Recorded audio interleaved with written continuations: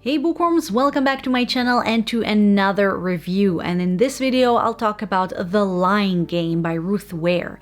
This is the fourth book by her that I read and reviewed, and I will link the rest below. But if you've been following me, you know that this year hasn't been really good, book-wise.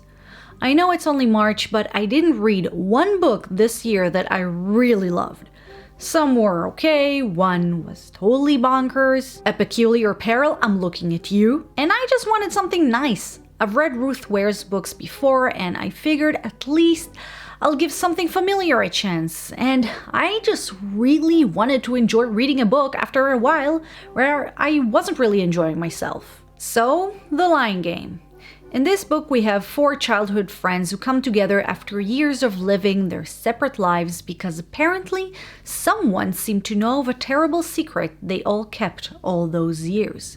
Someone know what they did last summer, or 17 years ago, and it seems like their crimes of the past will be coming soon to light, and they need to figure out what to do about it. So as mentioned, I've read their authors' books before, and there are two things that I can tell you about them. First, they might be in the thriller category, but her books aren't really structured like a classic detective novel or thriller. And second, for me, I realized that I either really like her books or really don't get the point of them. And unfortunately, The Lying Game belongs to the latter category. I still don't have any luck this year.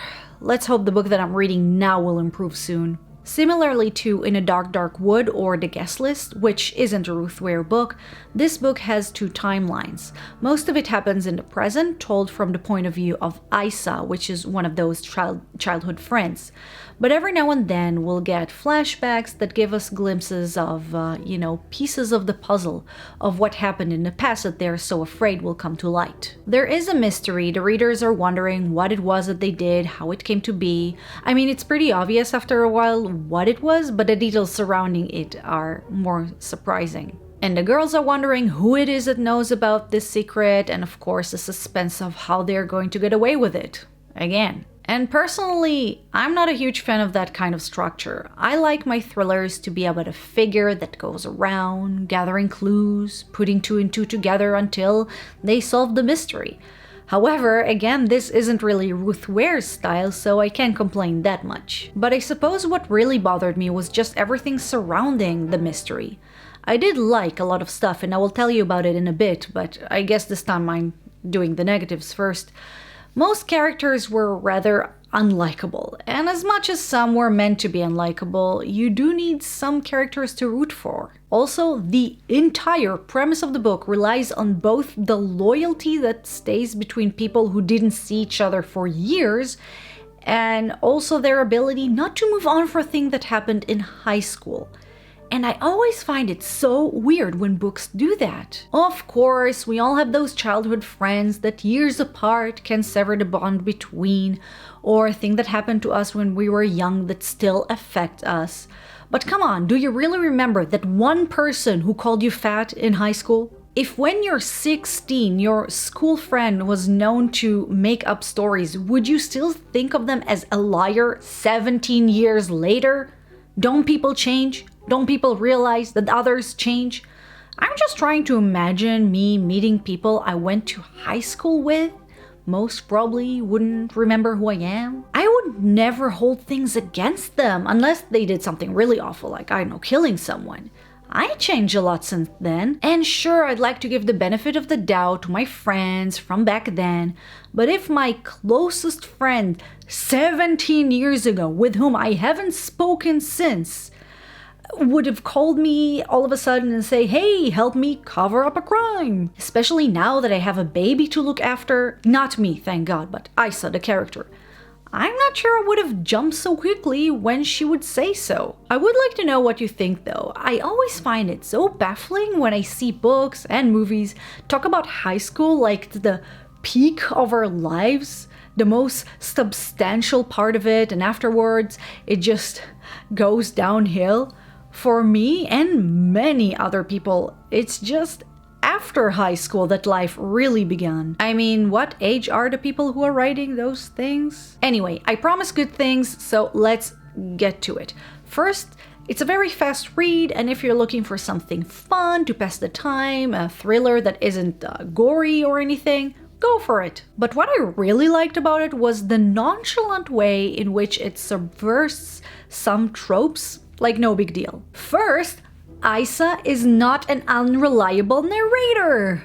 No more Girl on the Train, or how was it Netflix show called? The woman in the house across the street from the girl in the window. So that's great. Also, I like how she has a newborn that she keeps taking with her because she's still breastfeeding her. And I love this constant reminder of both her new adult life, but also her regular life outside the mystery. She's an adult now with responsibilities, and the baby's part of it. And if you know me, you know that I really hate the mindset of mothers know everything, and if you don't have kids, you don't know what love or responsibility is. Well, none of it here. Good for you, Isa, for being a loving, normal mother without thinking that being a mother automatically makes you a superior person. And another character is Muslim. And guess what? She's a Muslim and a character. It's just part of her life, and an important part. They keep going back to how she doesn't drink alcohol, or how she's afraid she's going to miss the time for her prayer.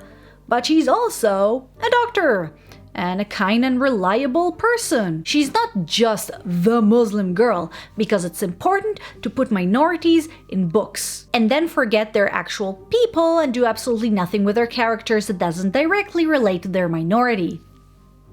Other characters also surprised me. You're introduced to them and you think they're going to play a very specific role, and they don't always end up where you would imagine them. Having said that, I do need to vent about the ending, but I won't because I don't do spoilers. It's not the solution to the mystery, it's more of the aftermath.